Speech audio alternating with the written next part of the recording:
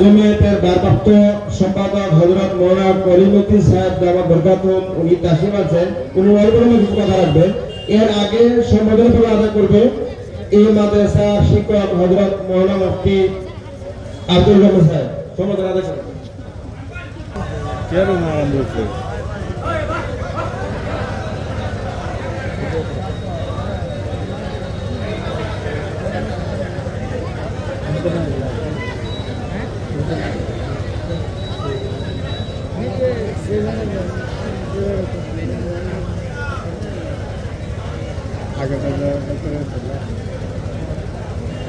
আমাদের নাম এটা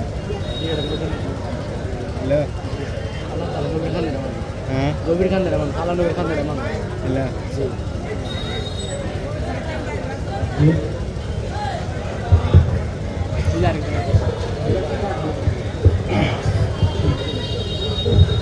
এখন আমাদের সম্মুখে আমাদের ভারপ্রাপ্ত আসাম রাজ্য জমিয়তের সম্পাদক মাওলানা কলিমুদ্দিন সাহেবের গুরুত্বপূর্ণ ভাষণ রাখবেন।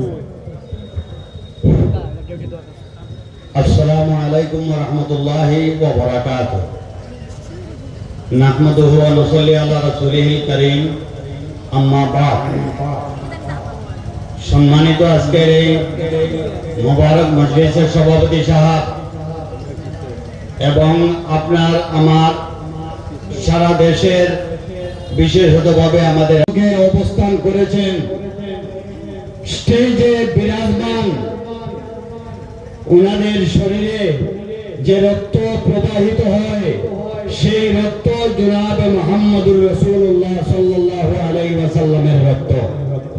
আল্লাহর রাসূলের রক্ত যিনাদের শরীরে প্রবাহিত, উনাদের আঘাত থেকে আজকে আপনাদের এই মঞ্চ উপবিষ্ট হযরত মাদানী সাহেব দামাত বারাকাতুহু প্রিয় শ্রোতা দর্শক এবং আমার বন্ধুবৃন্দ শুধু বুজুর্গানুদ্দিন আমাদের রাসূল আমাদের মাথার তাজ ওনার বক্তব্যের পরে আমাদের বিশ্বের কোনায় কোনায় জীবন্ত সাইদের কণ্ঠে কোরআন তাফসীর করেনওয়ালা আব্দুল্লাহ নোমানী সাহেব আছেন এবং ইরান থেকে মিশর থেকে আন্তর্জাতিক পুরস্কার প্রাপ্ত হাসিল করেছেন তারে আবু আসাদ সাহেব আছেন। উনি আমাদের ভারতের সন্তান, মিশর থেকে আন্তর্জাতিক পুরস্কার নিয়ে আসছেন এবং গোটা বিশ্বের কোনায় কোনায় কোরআন তাফসীর করেনওয়ালা আব্দুল্লাহ নোমানী সাহেব আছেন। ইনশাআল্লাহ আমাদের হযরতের বয়ানের পরে আপনারা সবাই যারা জায়গায় বসবেন কুকিল কণ্ঠার জীবন্ত সাইদের তাফসীরে কোরআনের গান শুনবেন ইনশাআল্লাহ তাআলা। মাশাআল্লাহ, জমিয়তের সাধারণ সম্পাদক সাহেব বড় মূল্যবান কথা রাখছেন, যার জন্য ওনাকে আমরা সবার তরফ থেকে অবশ্যই ধন্যবাদ। आप माई मेहमान मोहतरम हजरत वाला से मुअद्दबना गुजारिश करूँगा कि हजरत हमें अपनी कीमती नसीहतों से नवाज।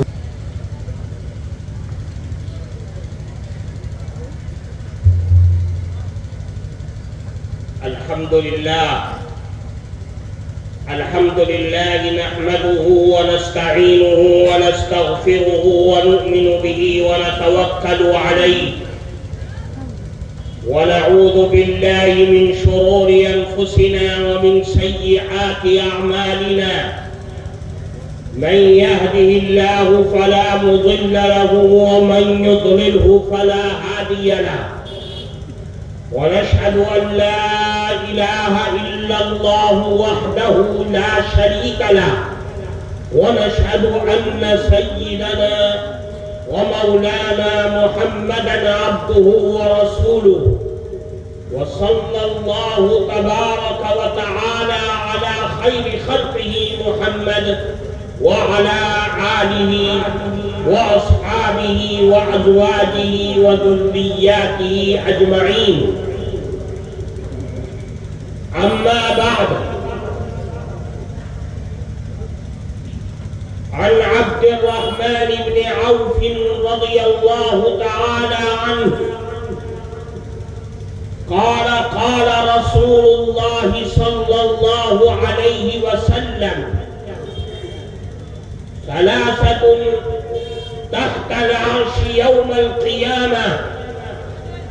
القرآن يحاج العبادة، له ظهر وبطن، والأمانة والرحم تنادي الأمن، وصلني وصله الله، ومن قطعني قطعه الله، أو كما قال رسول الله صلى الله عليه وسلم. محترم سبھاپتی صاحب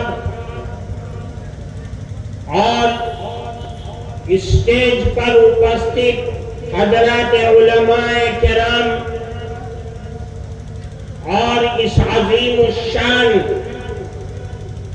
دینی محفل میں موجود ہمارے معزز بزرگوں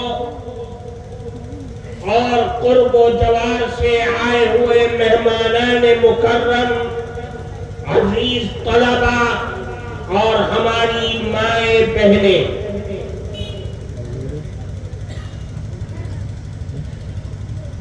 آج کے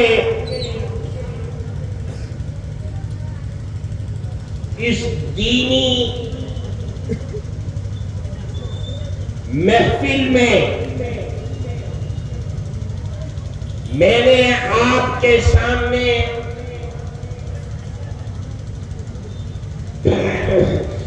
جناب رسول اللہ صلی اللہ علیہ وسلم کی ایک حدیث پڑھی ہے،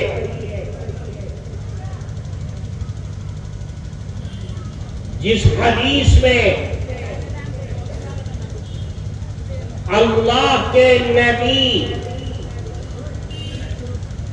جناب رسول اللہ صلی اللہ علیہ وسلم نے تمام مومن مانوش،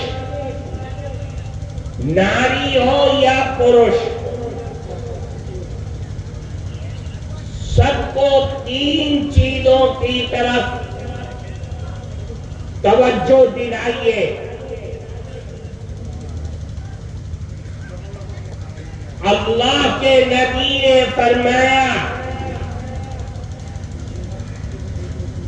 کہ کل قیامت کے روز جب حشر کے میدان میں تمام مانوش جمع ہوں گے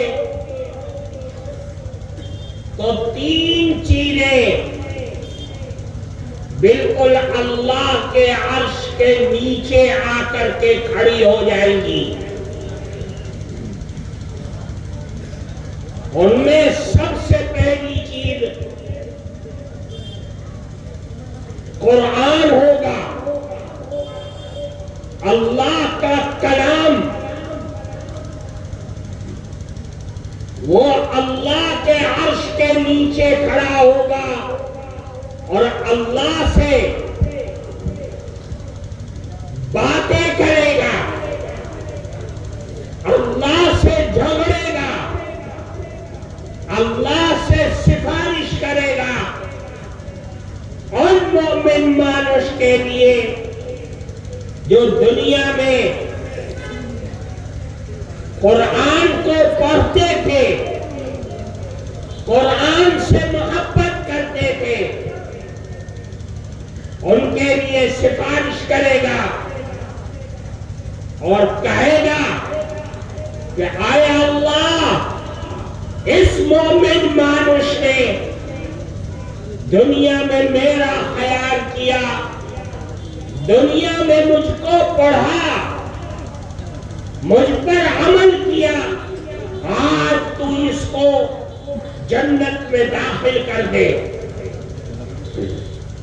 اور جن لوگوں نے دنیا میں قرآن کو نہ پڑھا، قرآن پر عمل نہ کیا، قرآن کی حفاظت نہ کیا، تو اللہ کے نبی فرماتے ہیں کہ اللہ سے جھگڑے گا، کہ اے اللہ انہوں نے دنیا میں مجھ کو چھوڑا تھا، میری خبر نہ کیا، مجھ پر عمل نہ کیا، آج تو بھی ان سے قطع تعلق کر لے اور اپنی رحمت کے دروازوں کو بند کر دے۔ کیوں؟ اس لیے کہ قرآن اللہ کی عظیم الشان کتاب ہے، اس میں ہر مسلمان کی نجات اور کامیابی کا ذریعہ ہے۔ اللہ کے نبی نے فرمایا الا انہا ستکون فتنہ، اے لوگوں یاد رکھو عن قریب فتنے آئیں گے، مصیبتیں آئیں گی، پریشانیاں آئیں گی، عذاب آئے گا، دنیا کا بھی اور آسمان کا بھی۔ اللہ کے نبی سے صحابہ نے پوچھا فَقُلْتُ مَنْ مَخْرَجُ مِنْهَا یا رسول اللہ، اے اللہ کے نبی ان فتنوں سے نکلنے کا راستہ کیا ہوگا؟ اللہ کے نبی نے فرمایا القرآن، یاد رکھو دنیا میں جو آفات اور مصیبتیں آتی ہیں ان سب کا علاج اللہ نے قرآن کے اندر رکھ دیا ہے کہ قرآن کو لازم پکڑو، قرآن کو پڑھو اور پڑھاؤ، قرآن کے اندر تمام آفتوں سے بچنے کا راستہ ہے۔ اللہ کے نبی نے فرمایا فِي نَبَوْ مَنْ كَانَ قَبْلَكُمْ وَخَبْرُ مَا بَعْدَكُمْ وَحُكْمُ مَا بَيْنَكُمْ۔ قرآن کو لازم پکڑو، قرآن بتلائے گا کہ تم سے پہلے جو لوگ دنیا سے چلے گئے اللہ نے ان کے ساتھ نافرمانی کی بنیاد پر کیا عمل کیا، قرآن سے پتہ چلے گا۔ جن لوگوں نے نافرمانی کی اللہ نے ان کو سزا دیا۔ تمہارے بعد جو دنیا میں آنے والے حالات ہیں ان کا علم بھی قرآن سے تم کو ملے گا۔ وَحُكْمُ مَا بَيْنَكُمْ، اور یاد رکھو تمہارے آپس کے جو جھگڑے ہوں گے ان جھگڑوں کا فیصلہ بھی اس قرآن کی آیات کے اندر موجود ہے۔ اس لیے فرمایا کہ اے لوگوں قرآن کو لازم پکڑو، قرآن بنیاد ہے، قرآن اللہ کی عظیم الشان کتاب ہے۔ جب تک مسلمان قرآن سے اپنے رشتے کو مضبوط رکھے گا دنیا کی کوئی طاقت اسے گمراہ نہیں کر سکتی، دنیا کی کوئی طاقت اس کے ایمان کا سودا نہیں کر سکتی، دنیا کی کوئی طاقت اس کے عقیدوں کو برباد نہیں کر سکتی، دنیا کی کوئی طاقت اس کا رشتہ رسول اللہ سے ختم نہیں کر سکتی، دنیا کی کوئی طاقت اس کا تعلق اس کے اللہ اور اس کے پروردگار سے ختم نہیں کر سکتی۔ اللہ کے نبی نے فرمایا ایک موقع پر کہ ایک قرآن ہے کیا چیز، مسلمانوں کو سمجھنا چاہیے۔ فرمایا القرآن هو حبل اللہ، کہ قرآن تو اللہ کی رسی ہے جسے اللہ نے فرمایا وَاعْتَصِمُوا بِحَبْلِ اللَّهِ جَمِيعًا، کہ اللہ کی رسی کو مضبوطی کے ساتھ پکڑو۔ وہ رسی ہے کیا چیز؟ وہ فرماتے کہ قرآن ہے، وَالنُّورُ الْمُبِينُ، اور بہت واضح نور ہے، روشنی ہے، جو قرآن کو پکڑ لے گا اس کو روشنی مل جائے گی۔ وَالشِّفَاءُ النَّافِعُ، قرآن کیا چیز ہے؟ تمہیں تمہاری بیماریوں سے شفا دینے والی چیز ہے۔ بیماری آئے تو قرآن کو پڑھو، پریشانی ہے تو قرآن سے حاصل کرو۔ فرمایا عصمت لمن تمسک بھی، جس نے قرآن کو پکڑ لیا اللہ اس کو آفات سے بچا دے گا۔ وَنَجَاتٌ لِمَنْ تَبِعَهُ، اور دنیا اور آخرت کی کامیابی اللہ نے قرآن کے اندر کر دیا ہے۔ اس لیے میرے بھائیوں، قرآن کو پکڑ کے رکھو۔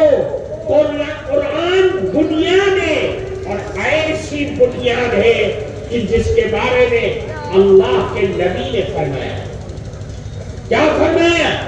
ان اللہ تبارک و تعالی قرأ طه و یاسین قبل ان یخلق السماوات والارض بألف عام۔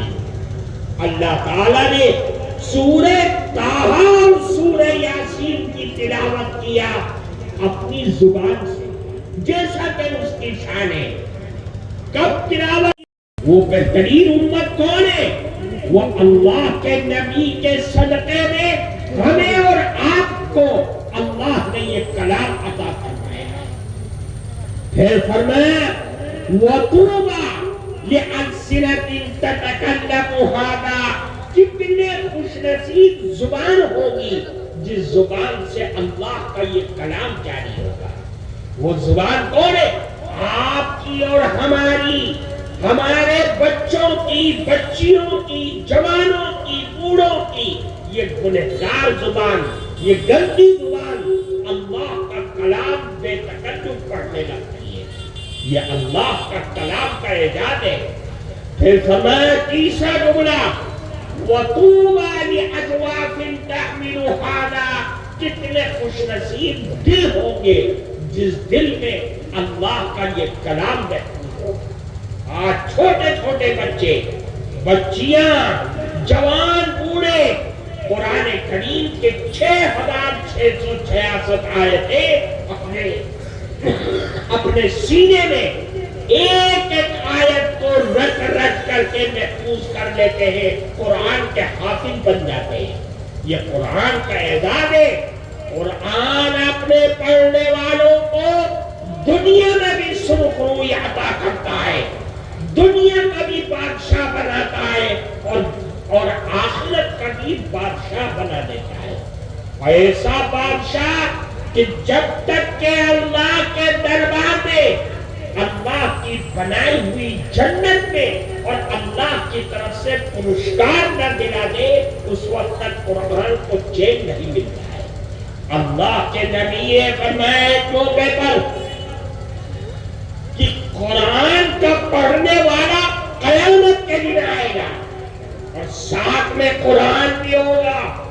قرآن کہے گا اے اللہ، یا رب حلی، اے پروردگار عالم، اس صاحب قرآن کو آپ تاج پہنا دیجیے، پرسکار دے دیجیے، آپ مکٹ اس کو پہنا دیجیے۔ اللہ کے نبی فرماتے فَيُلْبَسُ تَاجُ الْكَرَامَةِ، اللہ تعالیٰ قرآن کی سفارش کی وجہ سے اس صاحب قرآن، قرآن پڑھنے والے کے سر پر مکٹ رکھ دیں گے۔ پھر کہے گا کہ چین نہیں ملا، پھر قرآن کہے گا یا رب زدہ، اے اللہ اور زیادہ عطا فرمائیے، ابھی چین نہیں ملا۔ تب اللہ کے نبی فرماتے فَيُلْبَسُ حُلَّةُ الْكَرَامَةِ، اللہ تعالیٰ اس کے اوپر چادر، عزت کی چادر اس کے اوپر ڈال دیں گے، جیسے گمچھا ہمارے اوپر آپ نے ڈالا ہے۔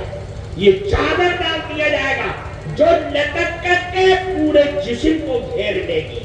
ابھی تو مکٹ صرف سر پہ رکھا تھا اور یہ چادر پورے جسم کو گھیر لے گی۔ ابھی بھی قرآن کو سکون نہیں ملا۔ پھر قرآن کہے گا یا ربی ارضان ہو، آپ نے مکٹ تو پہنا دیا، آپ نے کرامت کی چادر تو اس کو پہنا دیا ہے، لیکن اے اللہ آپ اس سے راضی بھی ہو جائیے۔ پھر اللہ کی طرف سے اعلان ہوگا کہ میں اس بندے سے راضی ہو گیا ہوں، اور اس کو کہا جائے گا کہ تو قرآن پڑھتا چلا جا، تیرے قرآن کی ہر آیت کے آخر میں تیرا مقام ہوگا، تیرا ٹھکانہ ہوگا، تیری باری ہوگی قرآن کی ہر آیت۔ میرے بھائیوں، قرآن اللہ کی بڑی عظیم الشان کتاب ہے۔ اس قرآن میں ہر مسلمان کی کامیابی اور نجات کا ذریعہ اس قرآن کی آیات کے اندر چھپا ہوا ہے. اور اگر مسلمان قرآن کو چھوڑ دے گا، اپنے چھیلوں کو، اپنی بچیوں کو قرآن نہ پڑھائے گا، تو یاد رکھیے تباہی اور بربادی بالکل سامنے کھڑی ہوئی ہے. ہماری اور آپ کی کامیابی قرآن کے پڑھنے میں ہے، قرآن کو سمجھنے میں ہے، قرآن کے حلال کو حلال اور قرآن کے حرام کو حرام سمجھنے میں ہے. پھر فرمایا دوسری چیز، فرمایا وَالْأَمَانَةُ، اللہ کے عرش کے بالکل نیچے قرآن کے ساتھ جو دوسری چیز ہوگی وہ امانت ہوگی. امانتوں کو ادا کرو. امانت بہت بڑی چیز ہے. کسی نے روپیہ رکھایا، ٹکا رکھوایا ہے، جب وہ ماننے آئے فوراً اس کی امانت کو واپس کرو. کسی کا قرض لے لیا ہے، قرضدار کہتا ہے میرا قرض واپس کر، تیرے پاس امانت تھی، اس امانت کو، اس کے قرض کو واپس کر. تم نے کسی کا مکان کرائے پر لیا ہے، دکان کرائے پر لیے، مالک کہہ رہا ہے میری دکان، میرا مکان واپس کرو. یہ امانت ہے، واپس کر دو اس کی دکان، اس کا مکان خالی کرو، چاہے تم 100 سال سے اس کے اندر رہے. تمہیں حق نہیں پہنچتا کہ تم کورٹ میں جاؤ، تمہیں حق نہیں پہنچتا کہ تم 100 سال سے رہ رہے ہو، تم اس کو خالی کرانے کے لیے اس سے 50 لاکھ 20 لاکھ روپے مانگو. یہ اللہ کے نبی کی تعلیم نہیں ہے. امانت ہے، اس کی امانت کو واپس کرو، امانتوں کو ادا کرو. کیا مطلب؟ باپ کا انتقال ہو گیا، بھائیوں نے اگر وراثت کا مال آپس میں تقسیم کر کے کھا لیا اور بہنوں کو محروم کر دیا، تو یاد رکھو تم نے امانت کے اندر خیانت کر دیا ہے. تم جو پیسہ، جو روپیہ، جو وراثت کا حصہ ہے، قرآن کہہ رہا ہے لڑکیوں کا بھی حق دو، لڑکوں کا بھی حق دو، ماں کا بھی حق دو. تمہیں دینا ہے، اگر نہیں دو گے تو قیامت تک حرام کھاؤ. اس لیے کہتے ہیں امانت کو ادا کرو. دوسری چیز، پھر تیسری چیز فرمایا وَالرَّحِمُ، عرش کے بالکل نیچے تیسری چیز کھڑی ہوگی، وہ ہے رحم. یعنی کیا مطلب؟ یعنی آپس کی رشتہ داریاں، آپس کے رشتے، تعلقات. یہ میرا بھائی ہے، یہ میرا چچا ہے، یہ میرا تایا ہے، یہ میرے رشتہ دار ہے، یہ میری ماں ہے، یہ میرا باپ ہے. یہ رشتہ داریاں جو اللہ نے آپس میں بنائی ہیں، یہ ہے کیا چیز؟ اللہ کے نبی فرماتے، اللہ نے خود فرمایا الرحم شجرۃ من الرحمن. اے لوگوں، رحم، رشتہ داریاں، یہ رحمان کی ایک شاخ ہے. رحمان اللہ ہے اور اللہ کی ایک شاخ ہے اس کے صفات اور اس کے نام کی. اور یاد رکھو اللہ فرماتا ہے من وصلکی وصلتہ ومن قطعکی قطعتہ. اے لوگوں، جس نے رشتہ داریوں کو دنیا میں جوڑا ہے اور لے کر کے چلا ہے، قیامت کے دن اللہ کی رحمت بھی اس کو اپنے سے جوڑ لے گی. اور جس نے رشتہ داریوں کو توڑ دیا دنیا کے اندر، تو یاد رکھو اللہ کی رحمت سے بھی وہ انسان ٹوٹ جائے گا. اللہ کی رحمت اس کو دور کر دے گی. اس لیے فرمایا کہ رحم، رشتہ داریوں کا خیال کرنا. آپس میں سب سے بڑی رشتہ داری جو ہے وہ ماں اور باپ کے ساتھ حسن سلوک کرنا ہے، ماں اور باپ کی خدمت کرنا ہے. کون ماں اور باپ؟ جو دنیا میں ہمارے آنے کا ذریعہ بنے ہیں، جن کی وجہ سے ہم دنیا میں آئے ہیں، ان ماں اور باپ کی خدمت کرنا. جو مانوس اپنے ماں اور باپ کی خدمت نہیں کرتا ہے تو یاد رکھو وہ سماج کا گندا اور خراب آدمی ہے. وہ الگ چیز ہے کہ اللہ نے اس کو دولت دے رکھی ہے, دنیا اس کی عزت کرتی ہے, لیکن اللہ کے دربار میں وہ سب سے گندا آدمی ہے. اللہ کے نبی نے فرمایا یاد رکھو جس کے ماں باپ خوش ہوں گے دنیا میں, سمجھ لو اس کا اللہ, اس کا پربھو بھی اس سے خوش ہے. اور اگر کسی کے ماں باپ ناراض ہے دنیا میں تو یاد رکھو کہ اس کے اللہ, اس کا پربھو بھی اس سے ناراض ہے. یہ کسوٹی ہے, یہ ہمارے اور اللہ کے درمیان میرا اللہ مجھ سے کتنا خوش ہے اور کتنا ناراض ہے, اس کو دیکھنا چاہتے ہو تو ماں اور باپ کو دیکھو. اگر میرے ماں باپ مجھ سے راضی ہے اس کا مطلب یہ ہے کہ میرے اللہ بھی مجھ سے راضی ہے, اور اگر میرے ماں باپ ناراض ہے تو اس کا مطلب یہ ہے کہ میرا اللہ بھی مجھ سے راضی ہے. اس لیے میرے بھائیوں, اللہ نے قرآن میں, اللہ کے نبی نے احادیث میں جگہ جگہ اس کی تاکید فرمائی اور فرمایا کہ ماں باپ کے ساتھ محبت کا معاملہ کرو, چاہے ماں باپ کافر ہی کیوں نہ ہو, تمہیں حکم ہے کہ تم ان ماں باپ کے ساتھ حسن سلوک کا معاملہ کرو. اتنی تاکید فرما دیا. کیوں؟ اس لیے کہ اللہ کے نبی نے فرمایا کہ ماں باپ کی طرف اگر کسی نے اپنے بوڑھے ماں باپ دونوں ہو یا دونوں میں سے کوئی ایک ہو, اگر محبت کے ساتھ دیکھو گے تو ہر مرتبہ دیکھنے کا ثواب حج مقبول کا ثواب ملے گا. ایک مرتبہ دیکھو, 100 مرتبہ دیکھو, دن بھر میں 1000 مرتبہ دیکھو گے تو ہر مرتبہ دیکھنے کے بدلے میں اللہ کی طرف سے حج مقبول کا ثواب ملے گا. اتنی بہترین اور عظیم ترین نعمت ہے کہ جتنا بھی اس کا ذکر کیا جائے کم ہے. اپنے ماں باپ کے ساتھ حسن سلوک کا معاملہ کرنا چاہیے. اسی لیے فرمایا جو ماں باپ کو ناراض کرے گا, یاد رکھو کہ اللہ کے نبی فرماتے ہیں کہ ماں باپ کو ناراض کرنے کی وجہ سے اللہ کا عذاب دنیا میں آتا ہے, سزائیں بھگتنی پڑتی ہے, اللہ کی طرف سے پھٹکار برستی ہے. اور اللہ کے نبی نے فرمایا کہ جو ماں باپ کا ناراض رہا, ماں باپ کو ناراض کرتا رہا اور دنیا سے چلا گیا, اسے جنت کی خوشبو بھی نہیں ملے گی.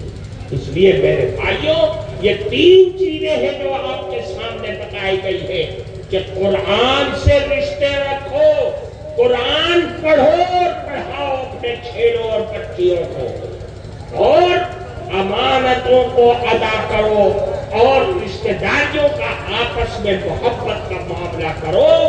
یہ چیز ہے جو اللہ کی رحمت سے ہمیں اور آپ کو قریب کر سکتی ہے.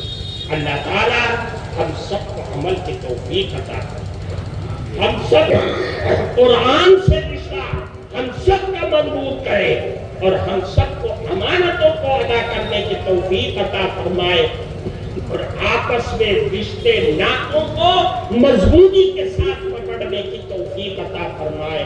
وآخر دعوانا الحمدللہ رب العالمین. مہمان محترم نے واقعی ہمیں بہت قیمتی نصیحت فرمائی. اللہ تعالی ہم سب کو اس پر عمل کرنے کی توفیق عطا فرمائے.